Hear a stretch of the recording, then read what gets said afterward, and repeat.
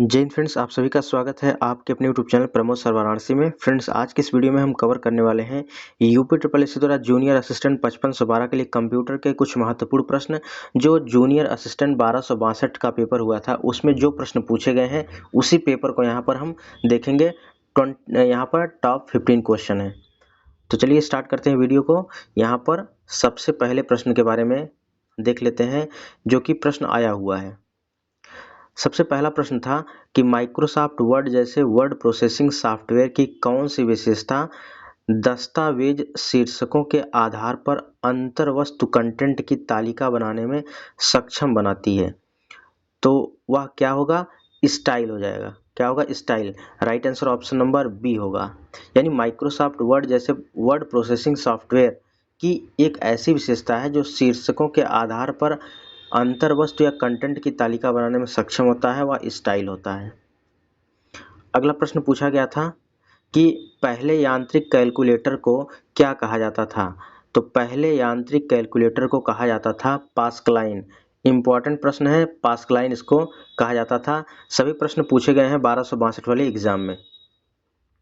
वही पेपर देखिए है जो पेपर आया हुआ था। अगला प्रश्न है कि माइक्रोसॉफ्ट एक्सेल में कौन सा फंक्शन टेक्स्ट से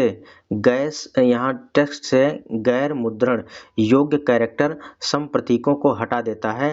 तो वह होता है क्लीन। यानी माइक्रोसॉफ्ट एक्सेल में कौन सा फंक्शन टेक्स्ट है जो कि गैर मुद्रण योग्य कैरेक्टर को हटा देता है? क्लीन। अभी देखिए यहाँ पर माइक्रोसॉफ्ट एक्सेल से हम 2 वीडियो अपलोड किए हैं, उस दोनों वीडियो को आप देखेंगे तो ये क्वेश्चन मिल जाएगा। अगला प्रश्न है कि के मीन्स एल्गोरिथम एक एल्गोरिथम है, किस प्रकार का एल्गोरिथम है? तो के मीन्स एल्गोरिथम एक अनसुपरवाइज्ड लर्निंग मशीन है। ठीक है, क्या है? अनसुपरवाइज्ड लर्निंग एल्गोरिथम है। अगला प्रश्न पूछा गया यहाँ पर कि आईओटी उपकरण में वायरलेस संचार के लिए आमतौर पर किस तकनीक का उपयोग किया जाता है? तो आईओटी उपकरण में वायरलेस संचार के बारे में पूछ रहा है। तो आईओटी उपकरण यानी इंटरनेट ऑफ थिंग्स के बारे में बात कर रहा है।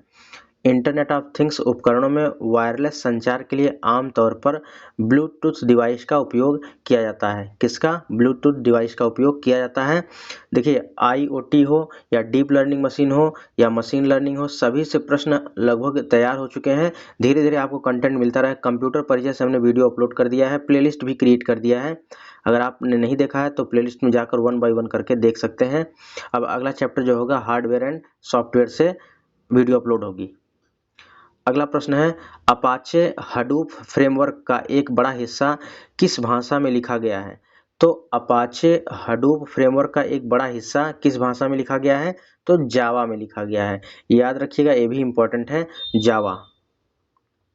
अगला प्रश्न है एआई एप्लीकेशन को लागू करने के लिए दी गई भाषाओं में से कौन सी भाषा आमतौर पर उपयोग नहीं की जाती है? तो एआई एप्लीकेशन को लागू करने के लिए कौन सी भाषा उपयोग की जाती है? आपकी लिस्प प्रयोग की जाती है, पाइथन उपयोग में आती है, प्रोलॉग आती है, लेकिन पर्ल नहीं आती है। इसके वजह से right answer option number D होगा, पर्ल। अगला प्रश्न पूछा गया था माइक्रोसॉफ्ट द्वारा कौन सी ईमेल सेवा संचालित की जाती है? तो माइक्रोसॉफ्ट द्वारा आउटलुक सेवा संचालित की जाती है। कौन सी भैया? आउटलुक सेवा संचालित की जाती है। Right answer option number B होगा। अगला प्रश्न पूछा गया था साइबर सुरक्षा हमले के लिए क्या शब्द है जो बड़े पैमाने पर अटैक नेटवर्क बनाने के लिए एक साथ कई परस्पर जुड़े उपकरणों को लक्षित करता है? तो ये भी प्रश्न देखिए, यहाँ पर इसका राइट आंसर क्या होगा? ऑप्शन नंबर बी होगा। यहाँ पर ए नहीं होगा, यहाँ पर बी होगा, बोटनेट अटैक। क्या कहते हैं इसको? Botnet attack. साइबर सुरक्षा हमले के लिए यह एक ऐसा शब्द है जो बड़े पैमाने पर अटैक नेटवर्क बनाने के लिए एक साथ कई परस्पर जुड़े उपकरणों को लक्षित करता है, बोटनेट अटैक। अगला प्रश्न पूछा गया था वर्ल्ड वाइड वेब के आविष्कारक हैं। तो वर्ल्ड वाइड वेब के आविष्कारक कौन हैं? टी वर्नर्स ली हैं, या सभी को प्रश्न सब जगह मिल जाता है। अगला प्रश्न पूछा गया था कि यहाँ पर सोशल मीडिया में हैशटैग का प्राथमिक उद्देश्य क्या है? तो प्राथमिक उद्देश्य इसका क्या है? सोशल मीडिया में हैशटैग हम लगाते हैं, जैसे मान के चलिए अगर जूनियर असिस्टेंट लिखना है, हैश जूनियर असिस्टेंट _ तो इससे क्या होता है, सर्च में चीज़ें आती हैं। तो वही कह रहा है कि आसान खोज के लिए कीवर्ड एवं विषयों को चिन्हित करना, इसका राइट आंसर हो जाएगा ऑप्शन नंबर ए। अगला प्रश्न पूछा गया ई गवर्नेंस में डिजिटल दस्तावेजों की सुरक्षा और प्रामाणिकता सुनिश्चित करने के लिए अक्सर किस तकनीक का उपयोग किया जाता है। तो ई गवर्नेंस में जो है प्रामाणिकता जो है सुनिश्चित करने के लिए डिजिटल सिग्नेचर का उपयोग किया जाता है। सही उत्तर ऑप्शन नंबर ए होगा। अगला प्रश्न पूछा गया कि ईमेल एड्रेस के भाग जिसमें यूजर नेम और डोमेन नेम किसके द्वारा अलग किए जाते हैं। तो ये सभी @ चिन्ह के द्वारा अलग किए जाते हैं। किसके द्वारा, @ चिन्ह के द्वारा अलग किया जाता है। जैसे कोई भी ईमेल आईडी हो, ठीक है, उसके बाद @ लगता है। जैसे किसी का नाम विकास है, vikas124@gmail.com, तो ये यूजर नेम और डोमेन नेम दोनों जो है किससे अलग हो गए, यहाँ पर @ के नाम से अलग हो गए। अगला प्रश्न है, देखिए यहाँ पर एक कंप्यूटर के सीपीयू में लाखों बहुत छोटे स्विच होते हैं जिन्हें क्या कहा जाता है। तो जो बहुत लाखे यहाँ पर स्विच होते हैं उसे हम ट्रांजिस्टर कहते हैं। जो कंप्यूटर का परिचय वाला हमने वीडियो कराया है, यह प्रश्न जो है यहाँ पर मिल जाएगा। तो यहाँ पर देखिए ट्रांजिस्टर हो जाएगा। अगला प्रश्न है, यदि पावर पॉइंट प्रेजेंटेशन में संवेदनशील या गोपनीय डेटा हो तो आप फाइल को एन्क्रिप्ट कर सकते हैं और उसे किसके द्वारा सुरक्षित कर सकते हैं, पासवर्ड के द्वारा सुरक्षित कर सकते हैं। ठीक है, तो यहाँ पर देखिए इसका राइट आंसर हो जाएगा ऑप्शन नंबर ए। तो ये जो प्रश्न हमने 15 प्रश्न लिया था, ये सभी प्रश्न जूनियर असिस्टेंट 1262 का जो एग्जाम हुआ था उसमें पूछे गए प्रश्न हैं।